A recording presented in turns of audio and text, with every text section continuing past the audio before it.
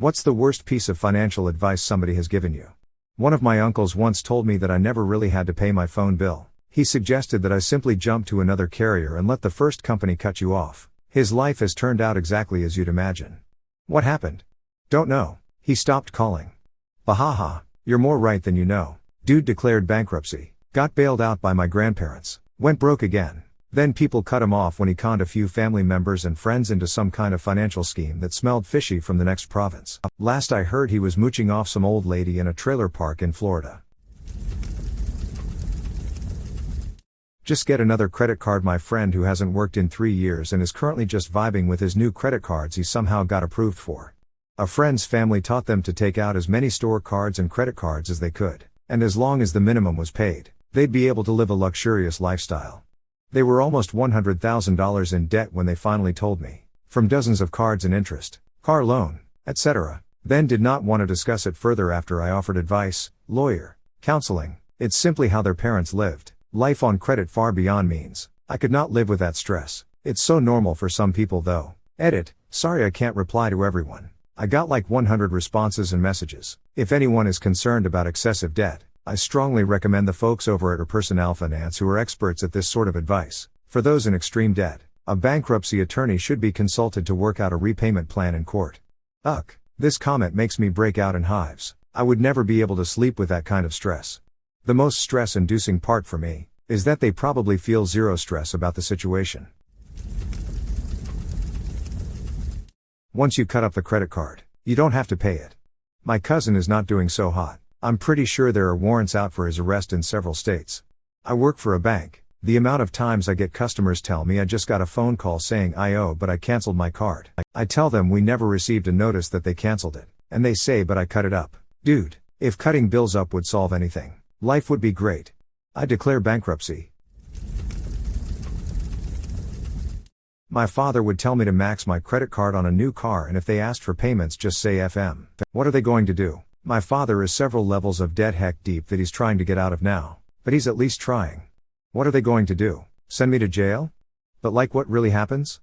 If you don't pay your credit card bill, expect to pay late fees, receive increased interest rates and incur damages to your credit score. If you continue to miss payments, your card can be frozen. Your debt could be sold to a collection agency and the collector of your debt could sue you and have your wages garnished. Basically they take payments from your wages. What happens if you don't have a job? These beanie babies are an investment in our future. Edit, thank you for my first silver. Hey, haggling is an essential SK. He was just helping the kid out. I was the kid in this, and instead of beanie babies it was digital skins in Team Fortress 2 and CSGO. Spend it quickly or it'll get stolen. Coming from someone with a history of losing and blowing their money.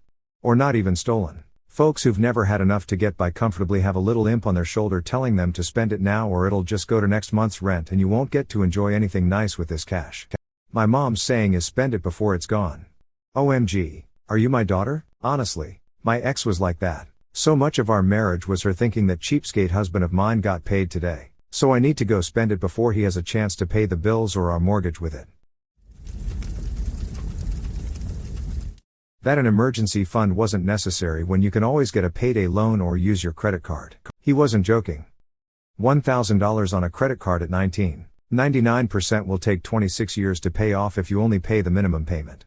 That's one reason I see people complaining about student loans. When I first graduated my recommended payment was $110 but the minimum payment was $34. Way too many people pay the minimum payment thinking it'll still lower the balance when it most likely won't. Now they are pissed that after years of paying the minimum payment their loan balance is higher than what they borrowed.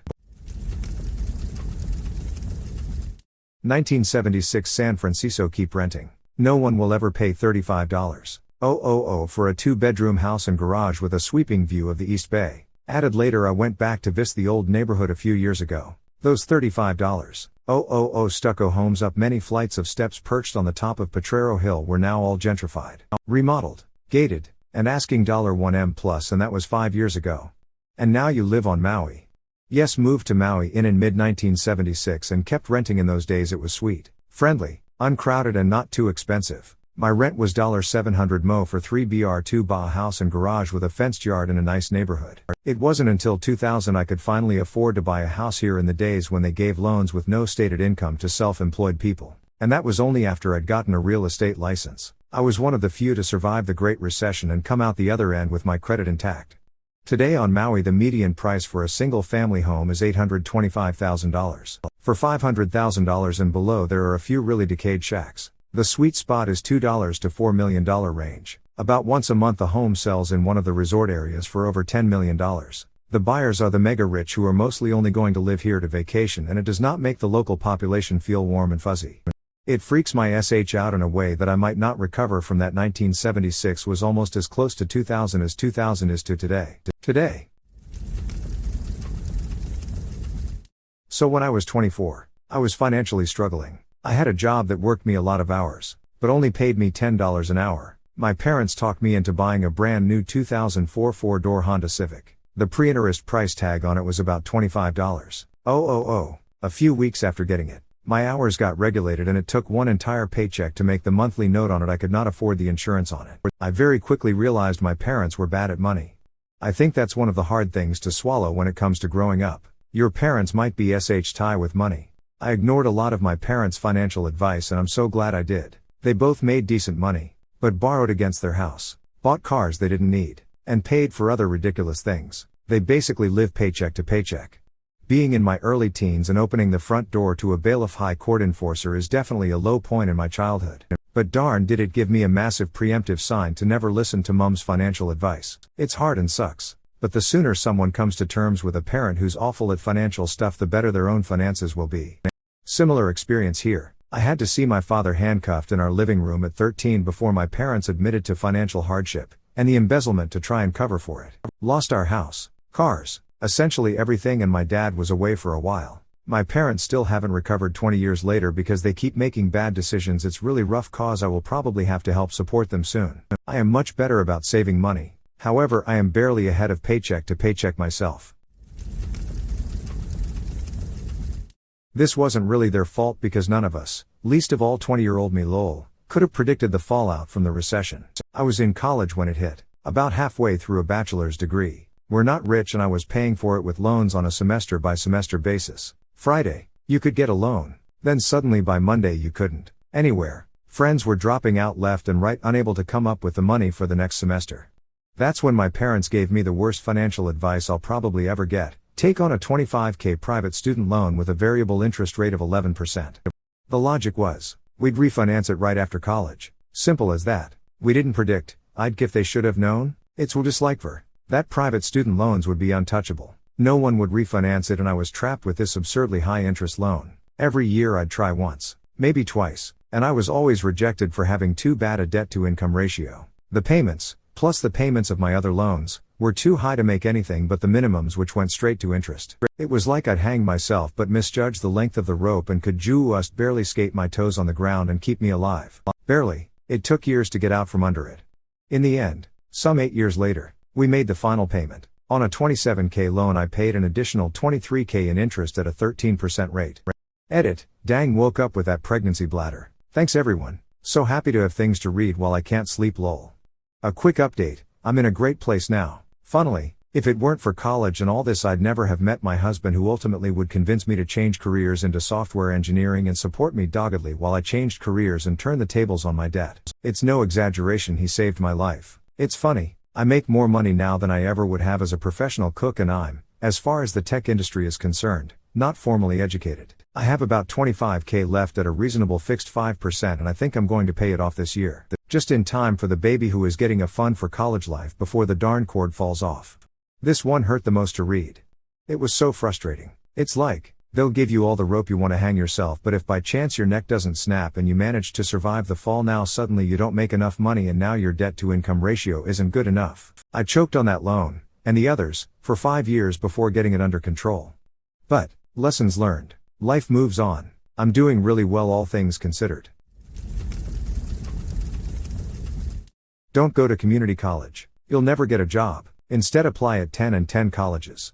My grandmother, aunt, uncle, and cousin all told me this, and I really considered their advice because my parents really didn't give a sh what I did. Since I didn't get any scholarships from high school, I decided at least if I went to CC and didn't get a job I wouldn't have student debt and I could just do something else. I went to CC for 2 years totally free on FAFSA grants. It was $800 a semester LOL, and did so well I transferred to a university with a, almost, full ride. I am now a semester away from graduation with a job lined up and all of $4,000 of student debt which is likely to be forgiven anyway. Good for you. I'd give you gold but as we're on a wasting money thread that seems too ironic lol. Hold on to those French francs. They will be worth a lot someday. I'm not holding my breath. Well, they probably will be eventually. In about 1,000 years they may sell for something good at auction if well preserved. You'll be quids in. Only if well preserved and rare. If a bunch of people keep a lot of them well preserved, no one will care about them.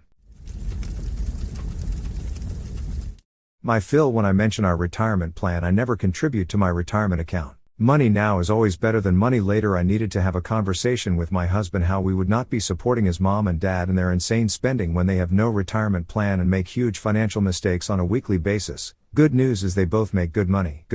I wish it was that simple. I love my in-laws but they are just doing the best they can with what they have. They had their first child at 15. My husband at 17. Another child that passed away from a D overdose and their youngest is now 19. They are constantly in survival mode and now have custody of their 3 oldest grandkids. They have a slew of health issues and honestly can't see the future more than a month out, so planning for retirement doesn't cross their minds. Money slips out of their hands as fast as they earn it, but they do mean well. When my mom said that she will hold my money for me as a kid. My grandfather was pretty wealthy and gave us $50, $100 each birthday. My mom kept it safe for us. I'm pretty sure she used it at least once to pay the light bill when the power got shut off, so at least it went to good use. Never saw a dime of it myself. At least you technically paid the power bill then. See, that's a fine way to look at it until the next time your parent buys something nice for themselves. Then it's that they've chosen to treat themselves before making things right with you. It's illegal to issue credit to a minor. She's responsible for the loans. Talk to someone about this. Don't invest in a 401k. Luckily, I didn't listen. Yup, my husband was told not to because his job doesn't match, but 15 years later it's over 80k, so I don't call that a bad choice at all. Edit, while I love all condemnation of this, please understand that everyone does things differently. I don't care if you make 127k in your 401k every year. You don't have to put down others. We're good. We will be good and have other assets that when liquefied will set us for retirement. Edit, the bottom line is that for some people saving money is hard. This is at least something. Also, I advise anyone to go to a banker, financial planner or financial lawyer for investing advice, instead of a Reddit thread. Edit 3, this was not an argument discussion about retirement products or options. The simple point I was making is that 80k is better than zero. My aunt took me to a car dealership when I was looking to buy my own first car. I was looking at the clunkers I could afford, but she said I should be looking at the new cars. She said, the total price doesn't matter because you make monthly payments. I suddenly understood too well why she had always been so financially unstable. I had a car dealer say this to me once when I asked the price on a 45-year-old car. The actual price doesn't matter. It's the monthly payment that you really need to know. Haha, I'm good mate, but cheers anyway. I walked away wondering how does he possibly sell any cars that way. But after reading this sub, maybe I'm wrong. I know a shocking number of people who are spending only 2,540% of their take-home pay servicing a finance deal on a shiny car. And when that expires, they'll get a new one. Maybe one day people will realize buying a car isn't an investment, but an expense. Just get it at Rent-A-Center. I had a coworker that got pretty much everything there. It's only $20 a week, and they'll replace it if it breaks. $20 a week for how long? Oh cool, so you're paying more than double for it? Got it. Even as a kid I got that those ads that came in the mail were a scam. They'd always have enticing looking electronics in them. So now as an adult, even though I'm poor, it baffles me that they're still in business, and many places like them, and get so many customers. Like what the heck? Literally just takes a calculator and you see you're paying way more than the thing is worth. So why scam yourself? And what gets me is that almost nothing they sell is absolutely essential. I saw a video of some people getting their living room furniture set and bedroom set taken back by one of these places. I mean, don't get me wrong. Having couches and a dresser and SH is preferable and nice and all. But if you're so broke you can't afford to check out the few $100s minimum for them at the time, then is a sheeted mattress on the floor, a $15 plastic drawer for your clothes, and a metal chair in your living room really gonna K ya? while you work towards getting your income up and/or save for nicer things? No. The answer is no, they won't. We got bed bugs back in 2019. Those mofos are costly to get rid of. We had to throw out all of the mattresses in the house and I ended up having to sleep on a thick exercise mat and 2 folded up comforters on the floor for like 5 months before I could save up the $250 it cost for a new mattress and bed platform. Still alive. Sometimes it comes down to people just being incapable of being patient or going without, and they end up doing the rent-a-center or credit card thing, resulting in suffering even more later for their impatience. I'm not at all surprised those places are still in business. A lot of poor people are terrible at managing their money and rent-a-center capitalizes on that. I still remember calling up a rent-a-center to see if it was remotely worthwhile to rent a computer of a pair of months way back in the 90s early 00s. It was a couple $100 a month, which was not even remotely worthwhile even my preteen mind. Their prices are pretty atrocious and designed to scam people. I wanted to rent an AC for a few weeks as I wouldn't need it any longer than that, but it just wasn't worth it. Join my MLM and make lots money. No. Anytime I hear this crap from a friend it's the last time I ever speak to them. So true. I had a best friend try from high school sell me his MLM once. After I had blocked him on social media, I still got phone calls from him. I had to get a restraining order. I think the guy had issues. I educate them. Tell them I've been suckered into too many of these. Tell them to call me back when they realize it. I'll never told you so them. Just some lessons are learned the hard way. The last MLM I joined didn't even tell me about their MLM business or model at all. It was just a year's worth of virtual financial classes for $100. And a background check. They claim to not want to give their certificates of training to those who's gone through recent bankruptcy. Like those are the people who need those classes. Half the trainings turned out to be about how to sell these classes. Then I discovered I was in another MLM. Though the restraining order guy does sound like there were issues. Put it all on black. Only bad advice half the time. Edit. I know how roulette works, I just felt like only using 6 words. Did this with a friend and came up 0-0. I started walking away not realizing I got half my wager back. Went to dinner. Afterwards we went back and put it on black again and won. So no win, no loss. Rather anticlimactic putting it all on black. Twice. And breaking even. Know what's better than winning money on roulette? Doubling down and winning even more. Me to me. And if you lose, just keep doubling your bet. Ding ding ding. Winner. Jimmy, why don't you show the gentleman what he's won? Gets SH kicked out of your face, chest, stomach, groin, legs, arms, any other body part. Don't make more money. You'll go up a tax bracket and end up paying more taxes, so you'll end up making less overall.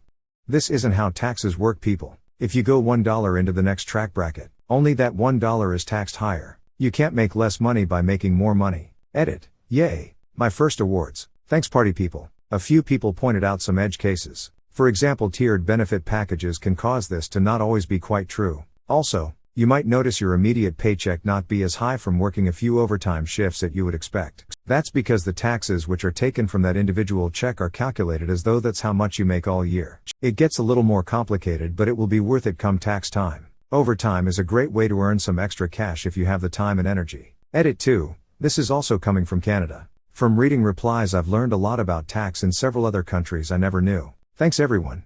I had to tell my boss, WHO works in payroll, about this. Like, dude. Was your boss by any chance trying to explain why you don't want a pay rise? Lol no. It was about how they were taking on too much odd. Yeah, even if they've recently robbed you, you should still lend them the $500 they need to move to another city. They're your family after all. Dad. I don't even know how mom married your dumb A. This sounds like my mom. You should forgive him. Hess, your brother and family is important. Was I important enough the multiple times he has stolen my debit or credit card, or when he stole my identity and got payday loans online? The forgiveness she was referring to in my example. That's how this SH always is, man. You should be good to them, but they are allowed to be SH to you. Spend what dislikver is in your bank account the day before payday. You obviously don't need it. That's what a savings account is for. Guy I haven't seen in 3 years or so wanted to talk me into starting a business with him, because he just got into college for a bachelor's degree in business. Yeah, sure. Let me get my checkbook out in this badly illuminated garage while we're both drunk. Guy also got into MLM and weird self-optimization preachers. My unsolicited advice in those situations: tell them to give you a call tomorrow to discuss it further. Give them a chance to come down from the alcohol and/or coke. Get a bigger mortgage. You can deduct more from your taxes. Yeah, dumbass. And I'll be spending double that amount in interest, so why should I? Any advice to avoid taxes by spending more money or making less is ridiculous. What is the worst business decision you've ever seen? In my hometown there was an independent fast food and homemade ice cream place, long established and run by close friends. It was a gold mine. They decided to sell and retire. New owners immediately changed everything. Painted it a wild color, removed some attractions on the grounds, changed the 60-year-old menu and switched to commercially made ice cream. They lasted 8 months. I'll never understand someone who buys a road-tested, successful business and says to themselves, you know what this needs to be? Completely effing different, and proceeds to change stuff, especially the menu. Like, someone else already did the hard work of building a profitable brand and product. That's what you paid for, not the building, the reputation and the food. Successful business, ego and hubris. Same reason people undo all of the things that Ramsay does on Kitchen Nightmares. Property management company I used to work for had a number of student properties and high-rises that were always a struggle to fill in the summer months when students went out of town. Head office came up with an offer that anyone who signed for 2 years got the 4 summer months at 50% off. Sounds like a good deal. 50% rent is much better than zero. We signed tons of students. However, the lease templates that head office sent over showed the reduced rent rate on the lease rather than just adding the discount as a separate addendum. I noticed this discrepancy and reported it and was subsequently ignored, which meant the students were signing a legal document that guaranteed them 50% rent for 2 years. The company lost hundreds of thousands in revenue. Lamau, that's rough. No, as a former rent-paying student, that's not rough, that's fantastic. I used to work for a company that was bleeding money. In order to try and save money, they decided to stop honoring returns refunds, but still advertised that they did. Whenever someone would ask for a refund, you were supposed to tell the person that it would be processed in the next 68 weeks, then get them off the phone. 68 weeks later, when they ask where their money is, you were supposed to apologize and say their paperwork got put in the wrong stack, and that it would be put in the correct stack and would then be processed in the next 68 weeks. If they complained about the length of time, you were supposed to tell them you can ask your supervisor to expedite it, and they should see it in 46 weeks instead. If they threatened legal action after months and months, you were supposed to tell them to contact the company legal department. We didn't have a company legal department, and then hang up on them. Then, make a note in their account. No one should field calls from that account further. More than half the call center quit in a single week in protest of this decision. Company collapsed in on itself within a few months. There's a word for this. That word is fraud. Indeed it is. Hence why most people quit instead of becoming a party to it. Doesn't sound like much of a party to me. Knew this guy who wanted to start his own barbecue and hot sauce line. Here was his process. 1. Get high with buddy and make the decision go into business together. Those people in my family usually skip the part where they pretend to try to pay grandma back. My late great uncle started a fish and chips restaurant. He had his own unique recipe for the fish and it was very popular. Businessman had offered him thousands in cash for it over the years, but he always declined. After about 40 or so years, he decided to retire and hand the business over to an ambitious recent college grad. He offered to give her the recipe and even volunteer his services for a bit while she got comfortable in her new role as owner. She declined both and within a year, she was forced to sell the restaurant after coming close to declaring bankruptcy. My great uncle died and took the recipe with him to his grave. The one that caught away. I gave her an offer she refused. The codfather wakes up with seahorse head in bed. Target's expansion into Canada collapsed in 2 years and cost them billions. It was so bad. We were expecting competitive prices and good products. We got Walmart quality products at higher prices and you'd go into the stores and they would have empty shelves and one product you liked would be there 1 week but not the next. It would end up at another Target the next town over. They really treated Canadians like they were doing us the favor letting us shop there. I'm a Canadian who lives on the border, and it was always exciting to go to America, specifically Target, and see all the different products and stuff that we don't have in Canada. Target should have known this was a mistake. I was freaking stoked for Target. Stoked, I tell you. I couldn't wait to not have to shop at Walmart. Then they opened, with no stock. Hard to shop in a store that doesn't carry any stock. Hugely disappointing. They really screwed up coming into Canada. We have nothing between Walmart and dollar stores and high-end department stores. Where is the medium range? I worked for a video store during the time Finding Nemo came out on DVD. The video store I worked for got a huge fish tank put inside. It was so big they had to shrink the game rental section. The tank had clownfish in it. The tank was also locked and we couldn't feed the fish or clean it. This was supposed to be done by someone who I never saw come in.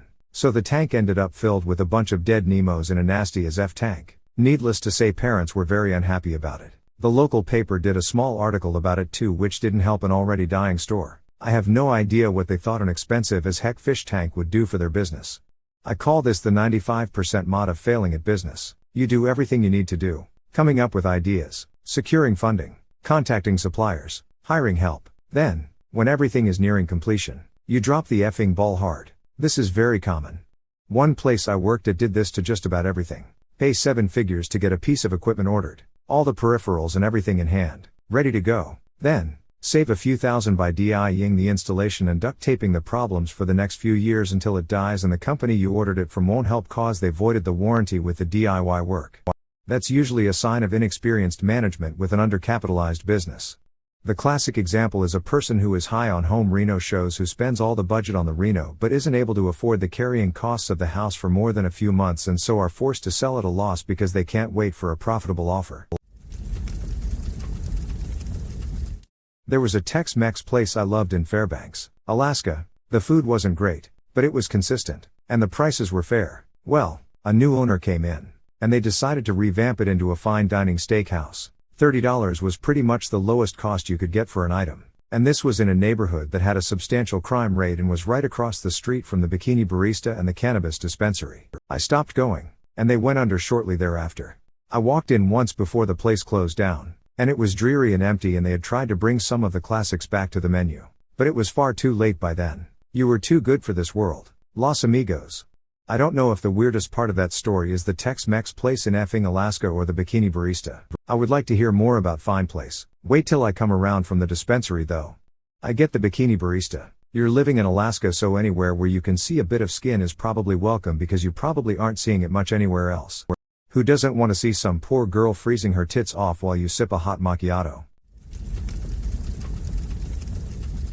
I worked for a design printing place for years, and the owner went from amazing idea to stupid idea on a regular basis. Don't get me wrong, guy is a brilliant designer. Totally took advantage of new tech every chance he could and made it work. But he was cheap and greedy. So, ruined what would have been lucrative long-term business relationships. So we did this huge order of promo supplies for a fairly big online casino. Huge. For him, about a $20K order, with good margins, and the chance at long-term work with this company. While it was being picked up, on the spur of the moment, he decides to pad the bill by about $200. The guy picking it up was the son of the casino owner, and literally watched the boss do this while I stood at till. The customer looks at me, smiles, and pays the bill, with a huge wad of cash, and says, "I know it's not your fault, but my family is very wealthy. We didn't get that way letting people rip us off. Tell the boss over in the corner he just F-ed himself out of a lot of money. Because we love the work," in a voice meant to carry.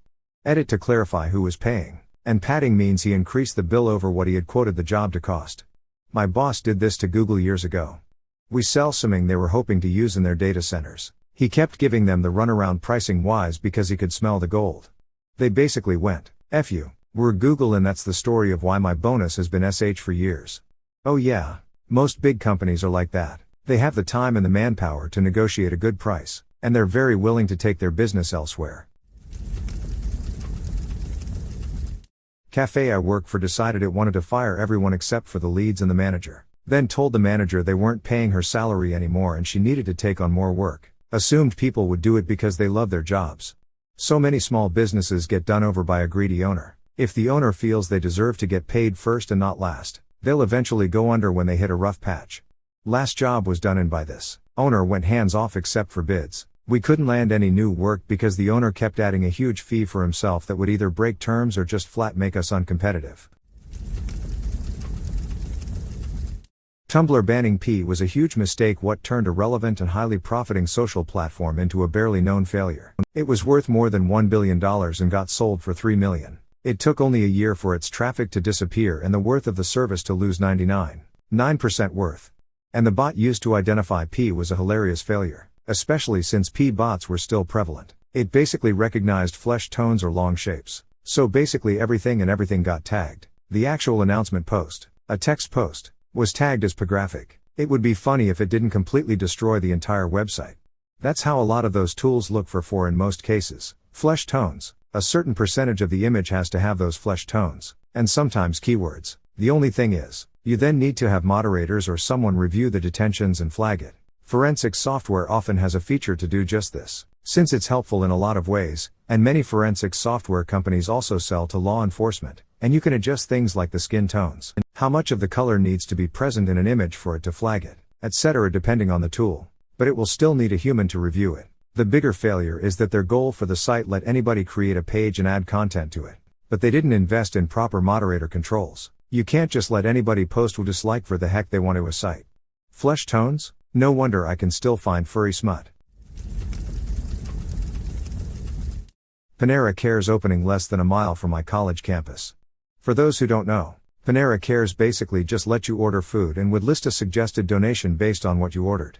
But ultimately it was honor system. The cashiers would just make change for you so you could put cash in the donation box. If you can't afford a meal, it's fine to not pay, but you are supposed to volunteer to work for 2 hours to cover it. But this isn't actually required. I think generally these things are supposed to be for really affluent neighborhoods where people probably donate even more than is suggested. But students from the college basically turned it into a real-life tragedy of the commons experiment. There was almost never bread available because everyone would just take it. The lines were insane and people would donate like $1 if anything. It closed within a year lol. There was one a block from my university too, in downtown Boston on top of that. Did not last very long, but it was extremely helpful to college student me while it lasted. Yeah, I definitely bought a lot of $1 bread there. That's actually what the suggested donation was though. Never had the guts to actually stiff them on the food, so I would just steal pizza out of the campus concession stand that I worked at, which is obviously the much more noble path to take. Take a help desk that has been consistently rated extremely well by its customers for their first call resolve, attitude, and helpfulness. Outsource it to a company that's been rated towards the bottom of the list for over a decade because it costs less than the salaries benefits of your former in-house help desk. Then complain when your first call resolve drops through the floor and your customer satisfaction is at an all-time low. My memory on the details is probably sketchy, but this reminds of Dell in its early days when they consistently got great ratings for their use-based support. Then they outsourced most of it overseas and almost instantly had the worst support known to the industry. F Dell support. Hey, I have a PC doing a no post no power. I did X, Y, and Z. It appears to be affected by a known defect. Please send a tech to do a motherboard swap. Hecko, can you please do X for me? I have done X, Y, and Z just like I have done the last 50 times. Just need a tech to do a motherboard swap. If you are going to refuse to do the troubleshooting, I can't get a tech. I used to work in tech support. I know how frustrating these questions are, but they're also necessary for at least 50%, usually more, of the people calling on.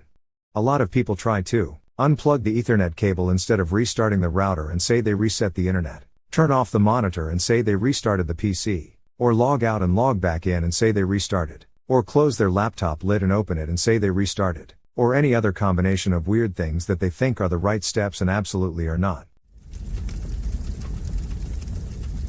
Circuit City was pretty stupid. When the recession hit, they decided to stop selling appliances and instead focus on DVDs and televisions and such. Appliances are known as being a recession-proof item. People always need refrigerators and microwaves. They don't need DVDs. They also wanted to cut down on labor costs, so they fired a lot of managers and assistant managers, and just left a lot of entry-level employees because they were cheaper to pay. Well, entry-level employees don't really know how to fully run a store, so pretty much every Circuit City became dogsh.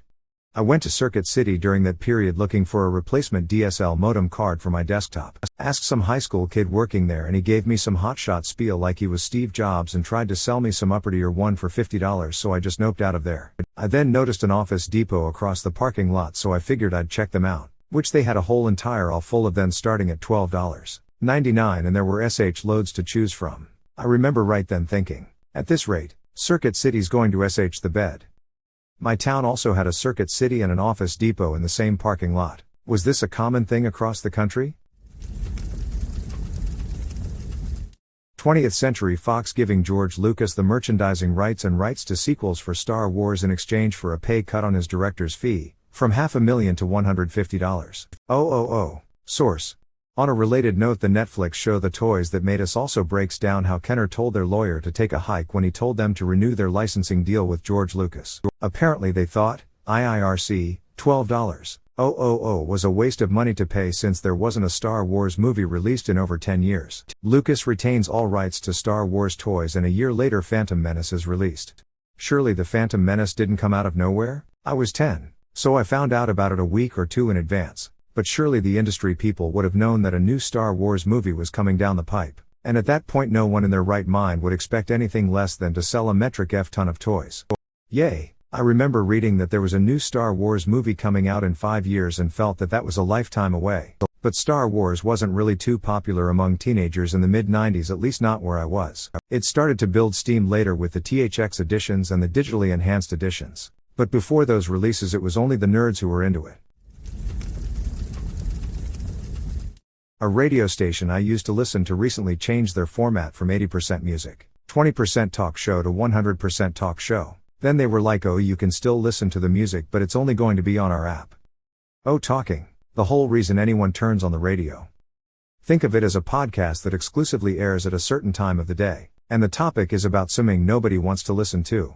Hey everybody, so, I saw this video on Facebook, and I know Facebook is on the internet and this is radio. And I also know that radio is not a visual medium, so I know that you can't also see the video I'm talking about. But this video is so crazy. Co-host and I are now going to talk about it for the next half hour while your coworker apparently refuses to change stations.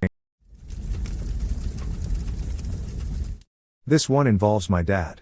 Back in the 80s he decided he wanted to teach people how to use Lotus 123, Excel, MS Word, etc. So he bought a bunch of computers for a classroom. And he wrote interactive learning programs, and printed out manuals and such, even without advertising. He had people asking to join his class but he was never quite ready. This Lotus 123 program could use more work. He wasn't ready for a class. This MS Word tutorial isn't quite done. The perfectionist in him wouldn't let him expose the less than perfect programs class to people. Just yet. He turned down paying customers for fear that it wasn't just perfect. He had taken a loan out from a friend to finance this, but never made a dime. He paid the loan back by selling our cottage, something he regrets to this day. And why? Because he was afraid to be flawed. That taught me a lesson though. As the old saying goes, perfect is the enemy of done. He could easily have made money and taught his classes, refining the programs to student feedback. He could have covered deficiencies by teaching in person. He was afraid it wasn't perfect, so it was never done. We don't talk about it.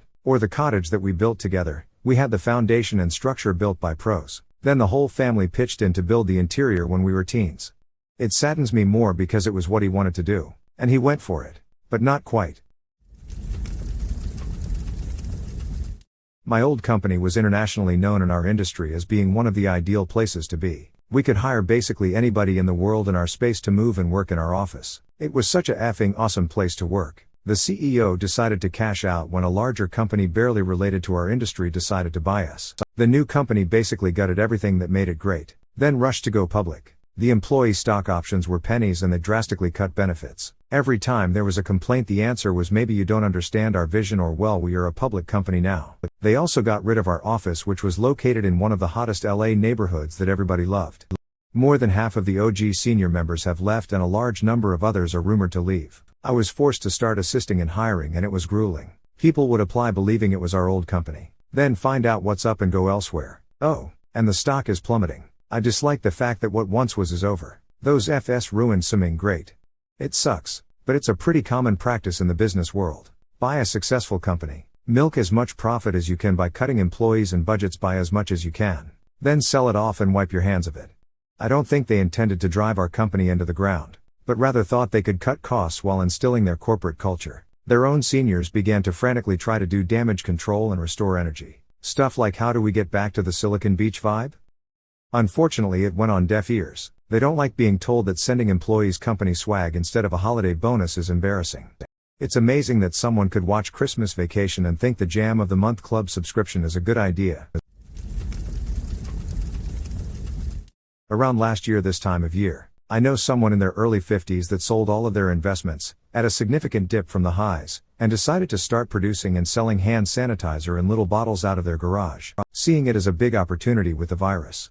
They spent everything on the bottles, labels, plastic drums full of sanitizer, at a huge markup. hiring locals people to fill the bottles and put the labels on, and then a website. By the time they had inventory, they realized that they couldn't compete on price with places like Walmart or other big box stores that had finally caught up to the shortages by midsummer. They also didn't realize that selling on Amazon was gated for that category, so you had no chance of selling through there as a new seller. So now they basically have a garage full of old hand sanitizer. And no savings. There's a saying about if you can see the profitability of an opportunity, it's too late to seize it. Forget who it came from though. Edit. This quote is slightly without original context. To elaborate, to seize the opportunity, you have to be there early, and recognize the value before it's been proven. It's similar to the saying sell the news in the stock market, meaning that if positive news is broken about a company, it's already too late to be a buyer. What's one of the dumbest things you've ever spent money on? When I was like 14, I bought a pack of intentionally mismatched socks that were really expensive. Like, only one of each pattern. Could have bought twice as many normal socks and just mismatched them myself. I did this too, but to make it worse I bought 2 packs so that I could match them. This is some galaxy brain SH right here. I'm seriously impressed by this deity level brainiac. When I went on a school field trip to Washington, D.C. back in middle school, I bought a $2 bill at a souvenir shop for $20. SMH. I've gotten those at banks. Just give them $2 and they'll give you a $2 bill. Lee Fei Ha CKS. They cost $2. I bought a timeshare. Winner. The only winner here is the timeshare seller. Not quite. The sheer exploitation and mind fairy extends to the sales staff as well. Glengarry Glen Ross levels of pressure tactics, manipulation, and intimidation. A lot of them drink their own Kool-Aid and take some of their compensation in timeshares themselves. Absolutely sad. The only winner is the corporation that owns the timeshare property. I was drunk and bought Monster Ballads off an infomercial, and I paid an extra $20 for rush delivery, because I was drunk and needed it ASAP, and it showed up a month later. I've always wanted to meet someone who bought music off an infomercial. This is a big thrill for me. My sister bought one of those now, that's what I call music CDs. Actually had some cool tunes on it and played it on our stereo. Then Napster and LimeWire kicked in and we couldn't give a single F about it. I had now 4, but I got it at some CD store. A copy of Cory in the House for the Nintendo DS, except for $30. In 2019. Edit, Math gang antics involved. Bold move. I was just a few weeks out of basic training and bought one of those family lineage with the shields on it and description. I blew $500 or so bucks just to find out it wasn't even accurate. Lol, classic boot. And I was booting hard.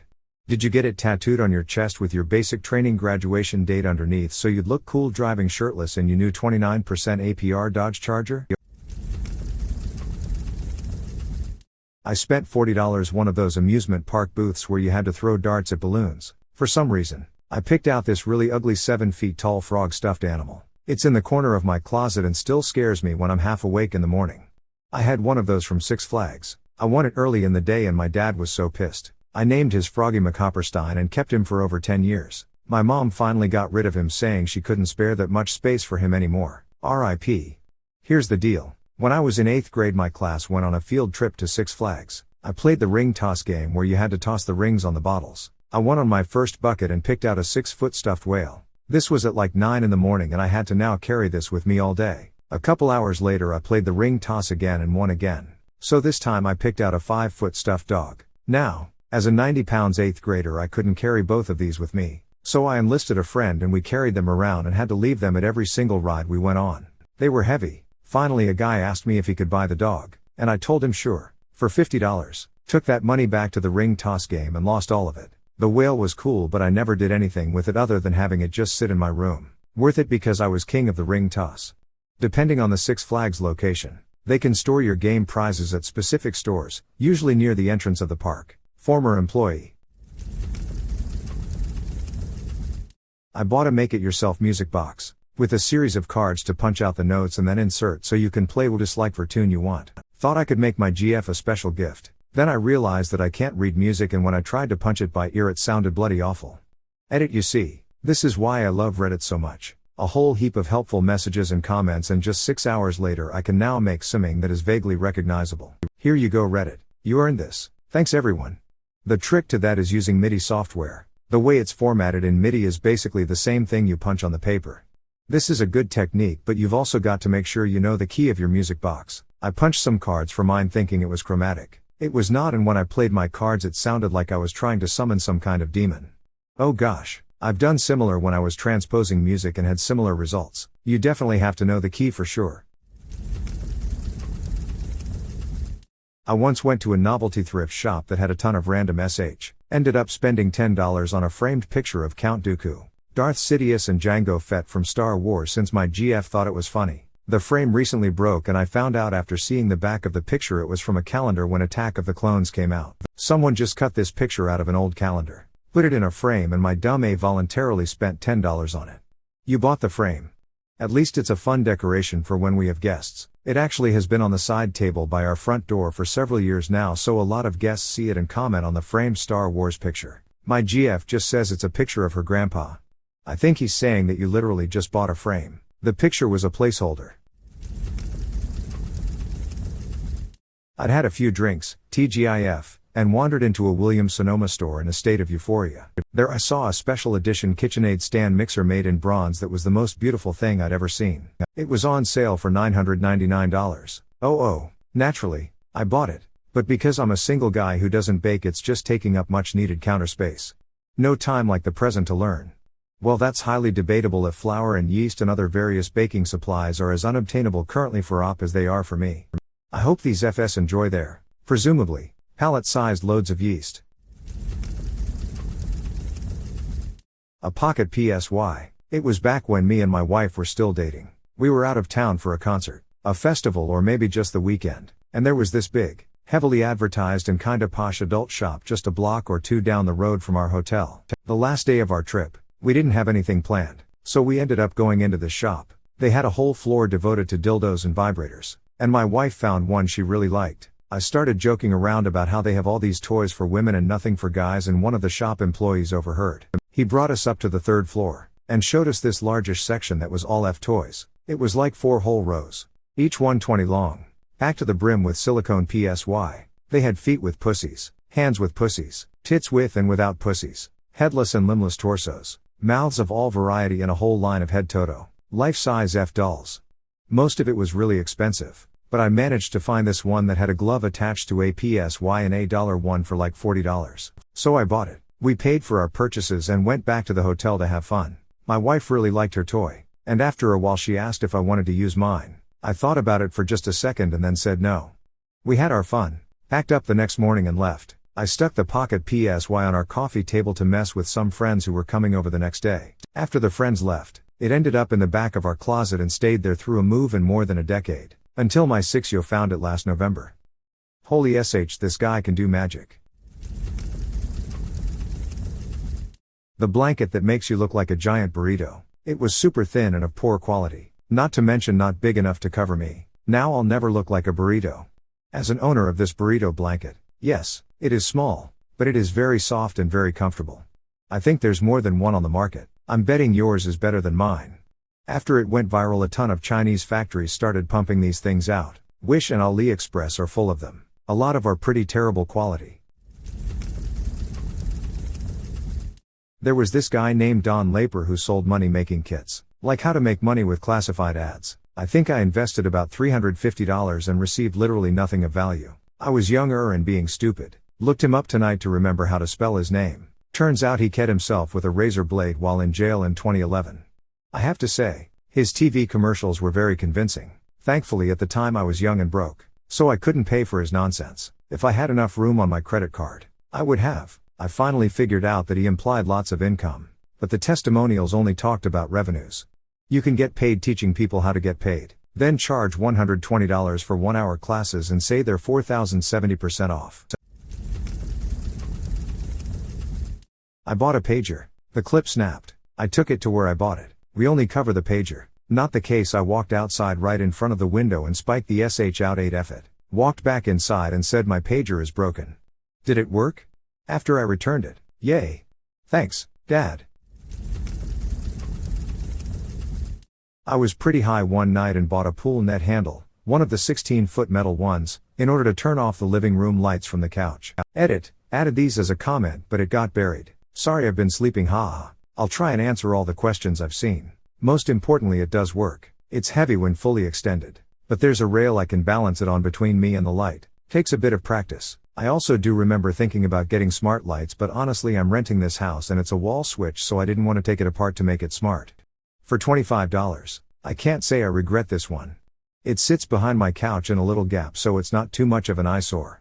I haven't broken anything yet. Emphasis on yet. I'm sure I will. No, I don't have a pool. Edit 3. I didn't buy smart bulbs. And won't in the future. Because it's 10 bulbs on racks. Cheap, easy, and I was high. Edit. Thanks for the gold. Does it work? Because I need to know.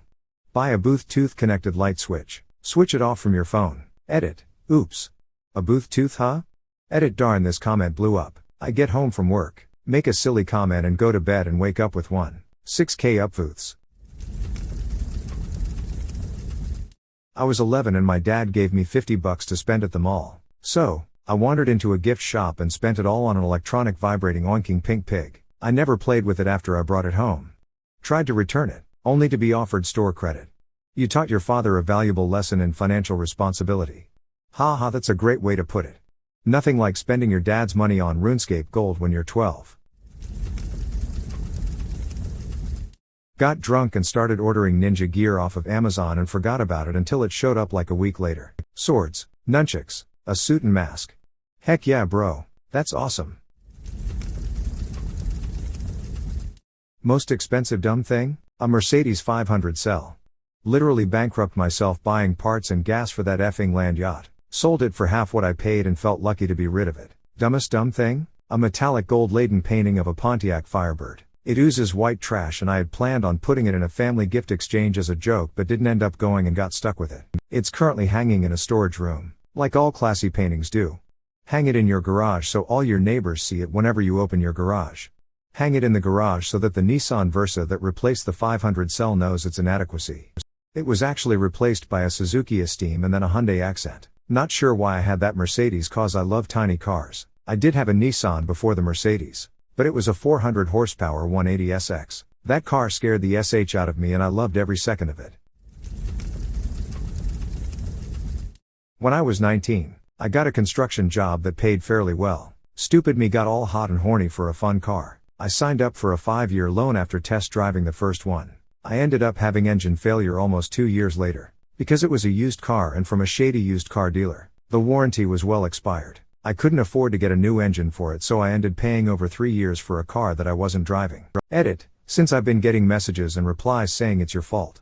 You didn't maintain the car. That car was my baby. I worked on it every day and loved it for the short period of time I had it. Now, this car had what is called a Wankel rotary. These are not reliable engines. The apex seals blow as they are basically as thick and durable as the graphite in a pencil. Mazda RX-8s are notoriously unreliable. I did not know this 8 years ago as I hadn't done much research. The more you know. If you want to prove how tough you are, this is not the place. I do not care. I had fun with my car, and learned a lot from the experience. And if you think this is the dumbest thing I have ever done, you're very wrong. Edit 2. Thank you for the gold, kind stranger. I wish I could turn it into money to soften the financial blow of this vehicle, but alas, Reddit Premium is a close second.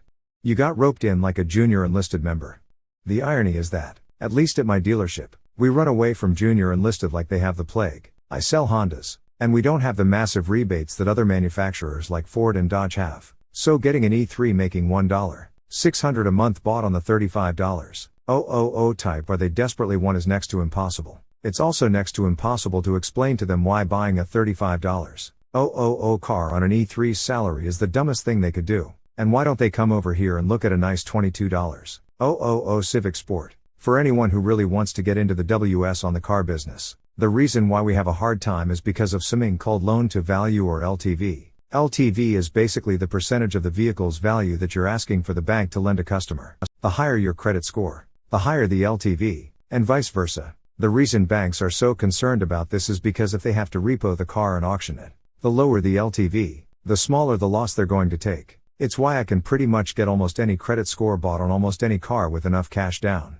If you basically make it so that the bank is guaranteed a profit even if they have to repo the car. Places like Santander or Cap One will pick it up in a heartbeat. Now, here's the trick. On used cars the banks use the book value as the vehicle value, with the exact book being used, KBB. Nada. Black Book, and the exact value, retail versus trade versus wholesale, depending on the bank and program. On new cars, they use MSRP. So, what a lot of manufacturers do is that they inflate the MSRP way the heck above invoice, our dealer cost for the car, and then stack manufacturer rebates on top of it. So when the dealership calls the deals into the bank is looking at something silly like a 70% LTV and buy the deal even if it's super shaky. Honda doesn't do that. We don't have the margins or rebates that other companies do. And it makes it harder for us to get first-time buyers or low-score people bought by a bank without a good chunk of cash down. On the other hand, it means that our 3 and 5 year residual values stay up, aka, our cars don't depreciate as much. One of the things that heavily affects residual values is how much the modern vehicle is being sold for. If I can buy a new Mustang for $25,